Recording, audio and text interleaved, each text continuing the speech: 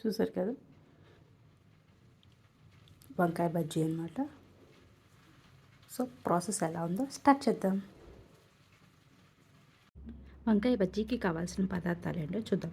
First వంకాయలు, ఆ తర్వాత ఆనియన్, పచ్చిమిర్చి, మీ టేస్ట్కి సరిపడా పచ్చిమిర్చి, అండ్ 2 టమోటాస్, కొద్దిగా చింతపండు, పసుపు, కారం, కరివేపాకు,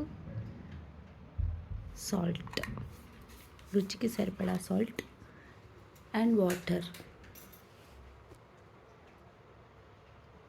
చూసారు కదా, అన్నీ వేసేసుకున్న తర్వాత స్టవ్ ఆన్ చేసుకొని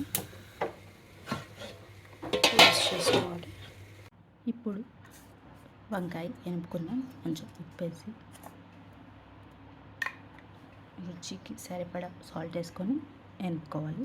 చూసారు కదా, ఇలా బాగా ఎనుపుకున్న తర్వాత ఇప్పుడు పోపు పెట్టుకుందాం. పదండి. పోపు ఎలా వేసుకోవాలంటే బాండి పెట్టుకొని కొంచెం ఆయిల్ వేసుకొని ఆ నూనె కొంచెం హీట్ అయ్యాక ఆవాలు, జీలకర్ర, మినప్పప్పు, శనగపప్పు వేసుకోవచ్చు. నేను ఇవి వేస్తున్నాను. అండ్ కొంచెం కరివేపాకు. స్టవ్ ఆపుకొని మనం వేపుకున్న తాలింపులో వేసుకోవాలి.